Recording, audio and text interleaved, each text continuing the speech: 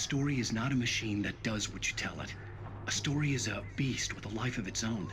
You can create it, shape it, but as the story grows, it starts wanting things of its own. Change one thing and you set off a chain reaction of events that spreads through the whole thing. The characters have to be true to themselves. The events need to follow a logic that fits the story. A single flaw and the magic is gone. The story dies. Alice dies. You can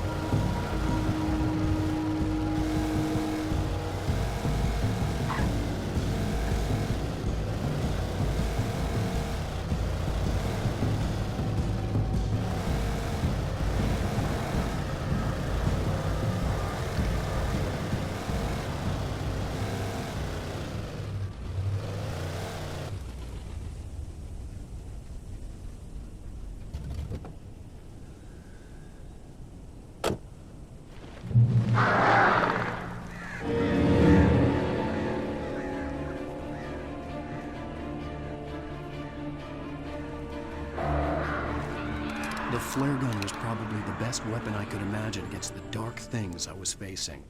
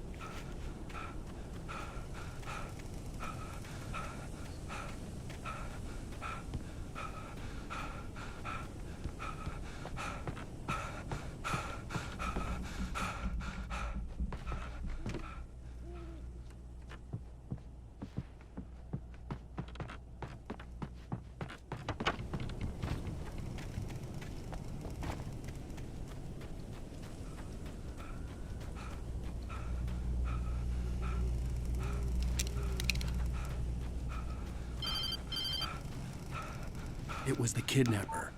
You son of a bitch! Where's my wife? Enough horseplay, Wake. You deliver the manuscript, and you can have your woman back. Simple as that. I don't... Listen. Listen. I'm gonna need time to finish it. I still need to write the ending. I need... a week. It's not done. I need a week. 2 days. The old Bright Falls coal mine is nearby. You can find it easy, city boy. The main building, there at noon. You bring the manuscript, you'll get your wife. If not, well, get me. Yes, I get you.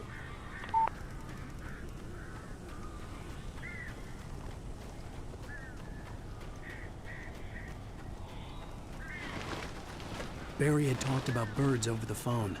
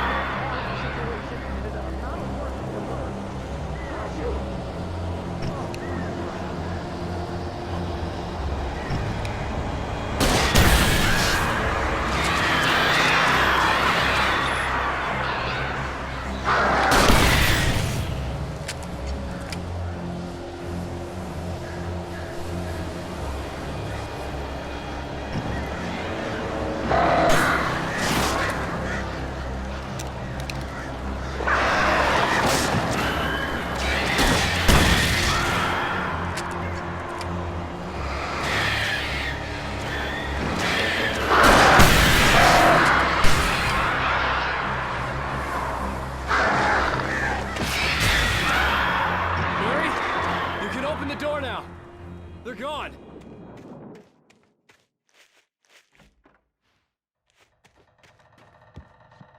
Hey, Al. I'm sorry for thinking you were having a psychotic episode, man.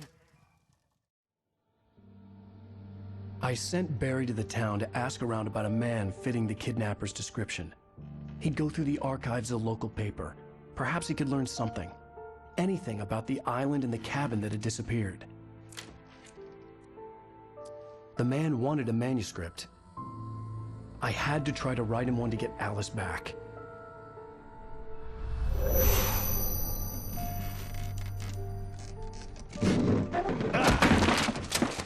For me, the supernatural had always been nothing but a metaphor for the human psyche, a tool to use in writing fiction. Now, it was happening for real, and I couldn't put a single word on paper.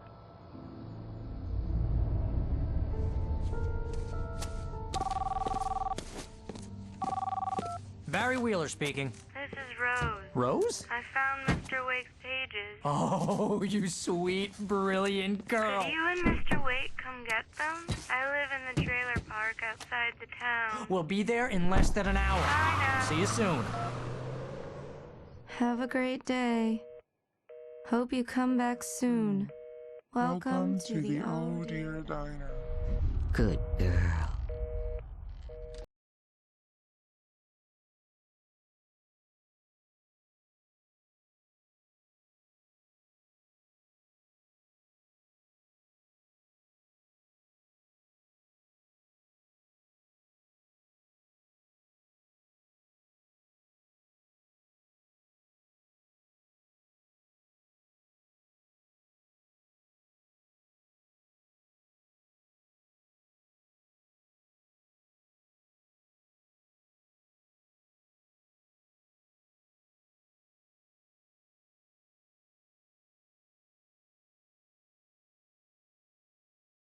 Wake.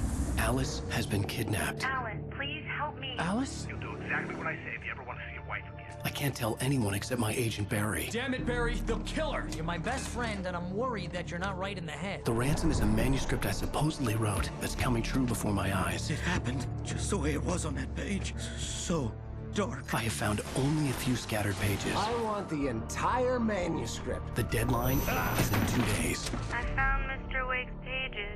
Good girl. How the hell did she get her hands on the manuscript anyway? I don't know. She's resourceful. I told you were too hard on her. Listen, I found out all sorts of interesting stuff while I was digging around. Yeah.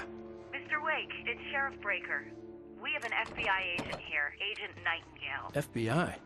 He's anxious to see you. You'd better come to the station. Okay, I'll be right over, Sheriff.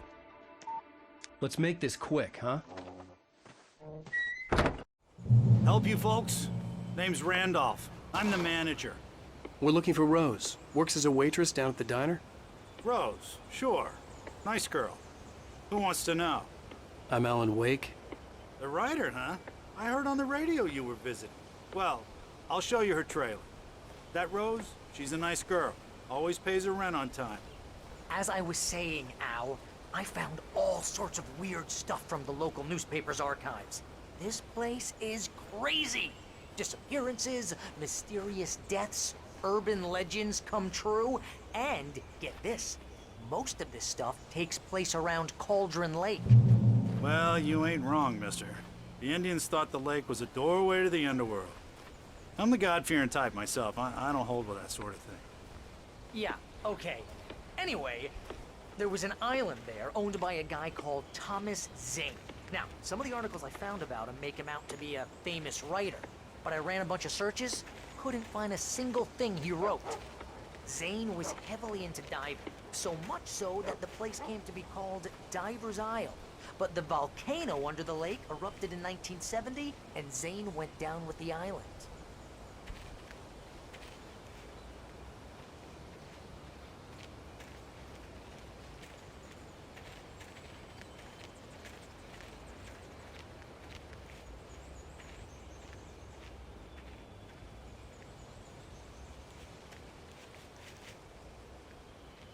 It gets better.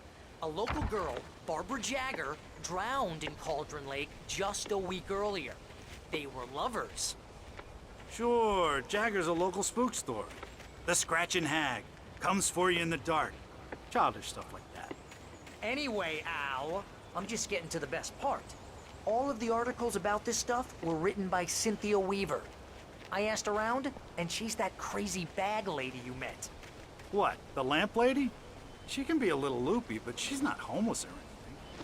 Yeah, anyway, she knew both Jagger and Zane before they both died, and she had some kind of a breakdown.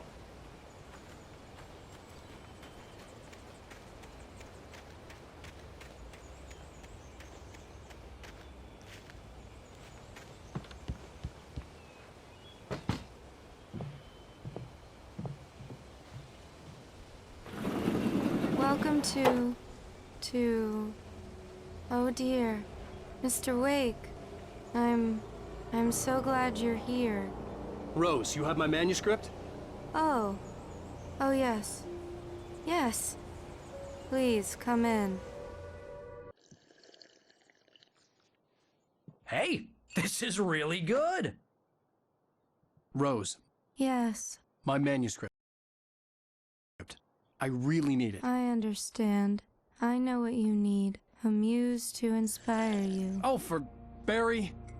She doesn't have anything. Yeah, hey, Al? Al, what's... Oh... Barry! What? What?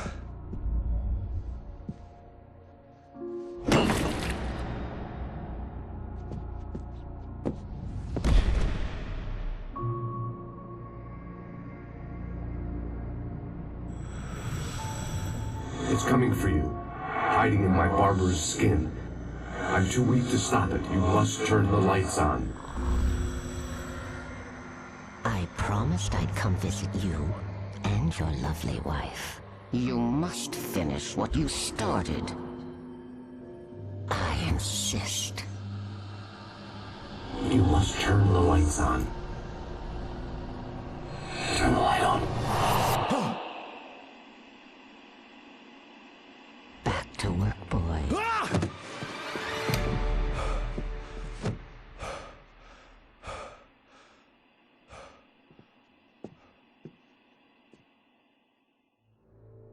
I felt nauseous, hungover. Only anger kept me going. I can't tell reality from dream anymore, but it seems I have an imaginary editor to help me. She's an old woman in a funeral dress. I call her Barbara Jagger. She's very strict. I'm writing faster and faster. My manuscript is being heavily revised. The edits are getting very aggressive, and each day there's Rose less took a of day me from and me. her. I had less than 12 hours left to meet the kidnapper. All I could do was get Barry into the car, work something out once I got on the road. Barry was out of it. He was way too heavy to carry.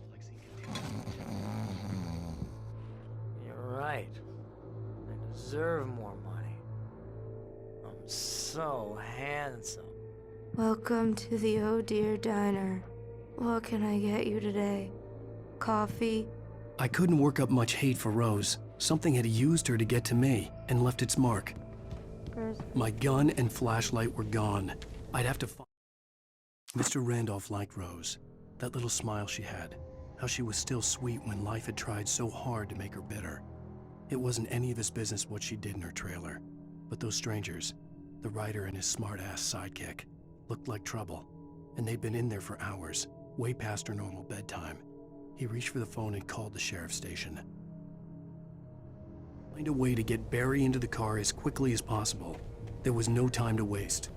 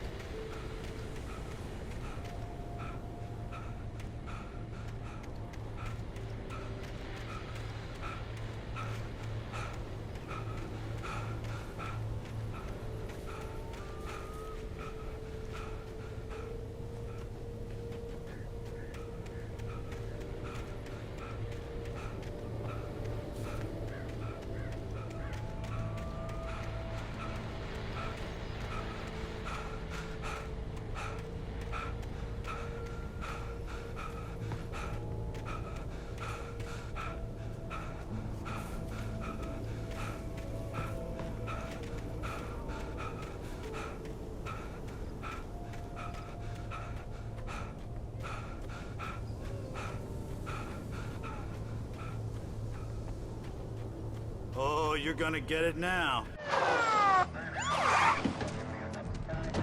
God knows what you've done to that poor girl. This is Agent Nightingale, FBI! Get him up, Hemingway! You're under arrest! You move a muscle, I'll unload right in your goddamn face! Stay right where you are, Spillane!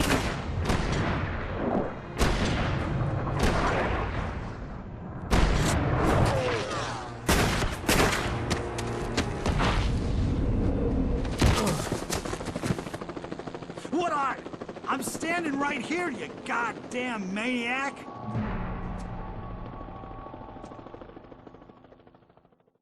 I hated to leave Barry behind, but there was no way I'd miss my appointment with the kidnapper. Mr. Wake, come on!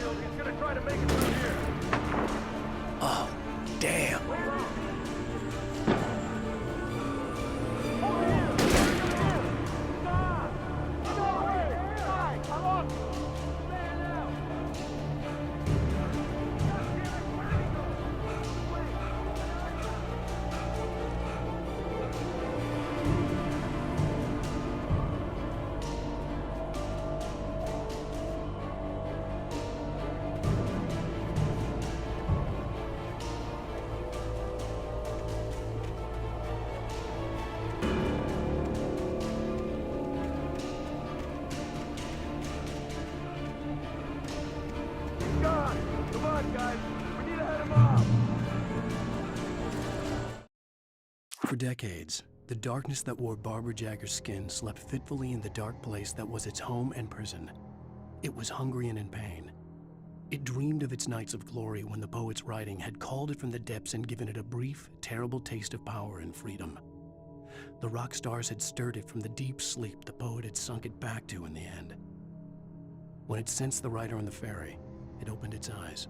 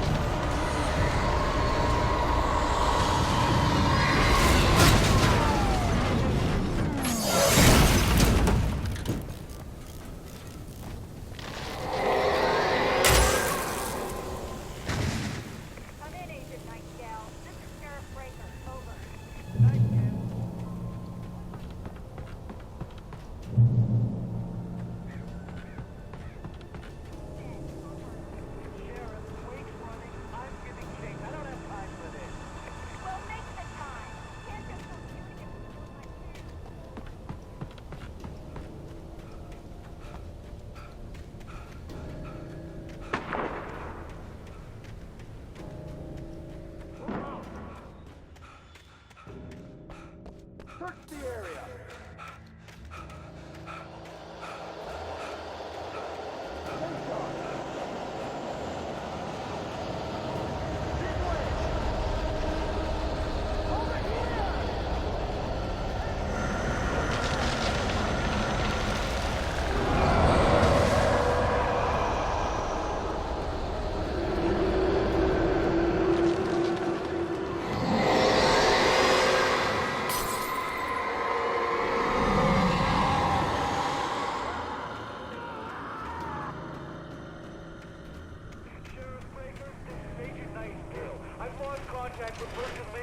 This horror was everywhere I went, circling me.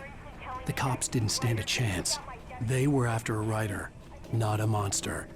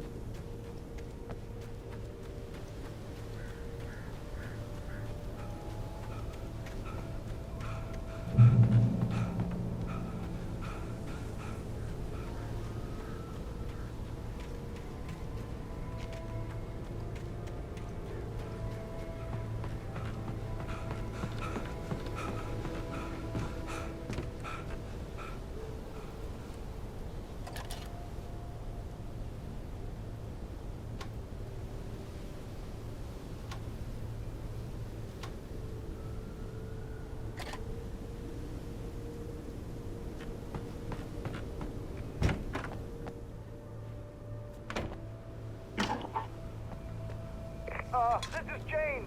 Mulligan, Thornton, come in. Over. Thornton here. Jane, we got both Wheeler and Rose in custody. They didn't put up a fight or anything. Why, they were... Hey, what you... Come on! Sit down and give me that. Jane, Mulligan here. Over. Go ahead, Mulligan. Over. We got Wheeler and Rose.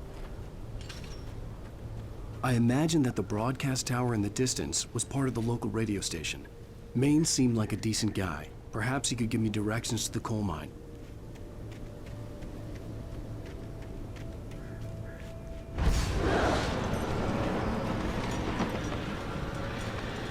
Unnatural shadows clung to the gate. The darkness that was after me was trying to stop me. I wouldn't get through without a light. There was no power to the searchlight.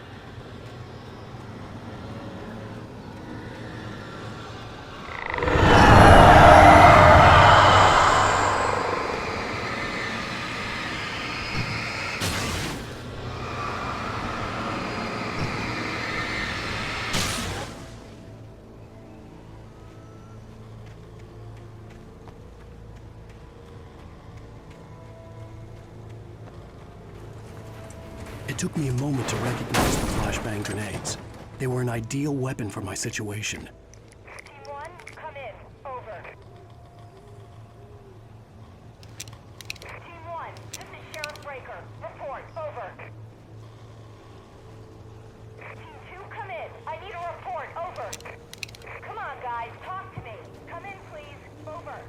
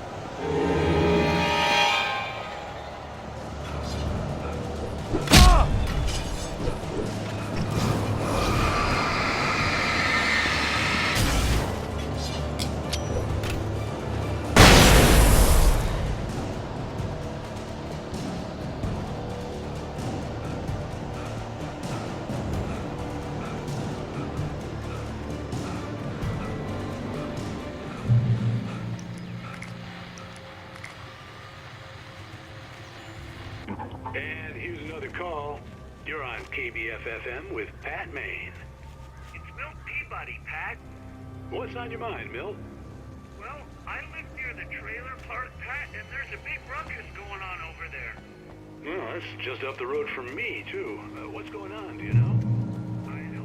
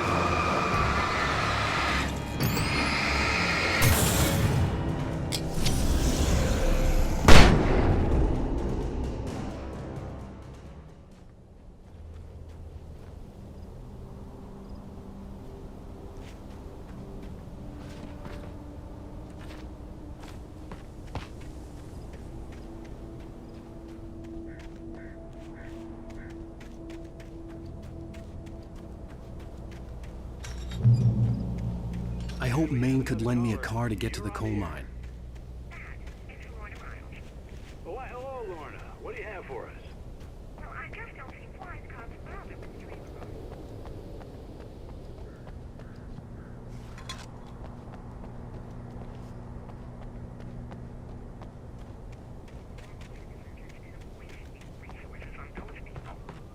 Well, Let the trash sort themselves out. I'm sorry, but my granddaddy settled in Bright Falls in 1911. well, thank you very much for that compassionate viewpoint, Lorna. Oh, here's a little surprise. The famous writer Alan Wake just walked in. Folks, I'm going to see if I can talk him into an interview. Come on in, Mr. Wake. Oh, I'm so glad you could find the time to do this, Mr. Wake. Nowhere to run now, Dan Brown. You back away from me. Don't hurt it. Whoa, whoa, whoa. Everyone calm down. Put the gun down. We're all friends here, right? Cool your jets, Nightingale. We got him. Judas Priest! What the hell's the matter with you? There's a civilian in there.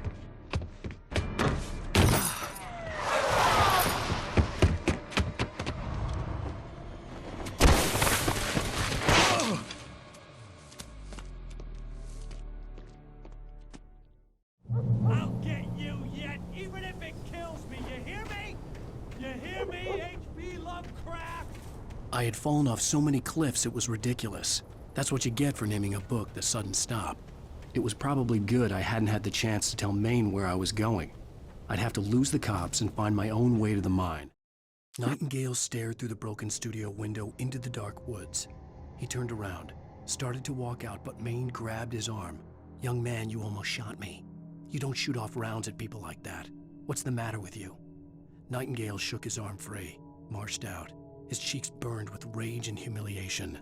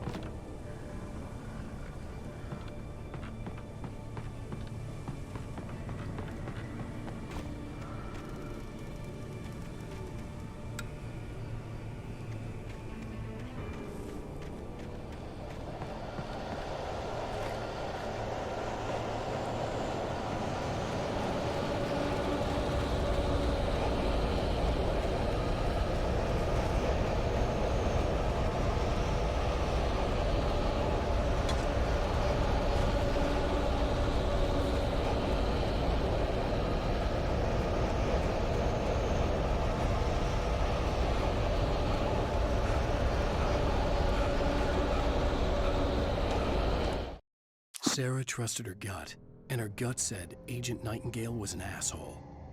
He felt wrong, and it wasn't just the smell of stale booze. It was in the way he flashed his badge, pulled rank, the look in his eyes when he wanted answers. Where was Alan Wake? What was this about an accident? Where was his wife? And most importantly, why did she let Wake go? He wouldn't answer her questions. Federal business was all he'd say.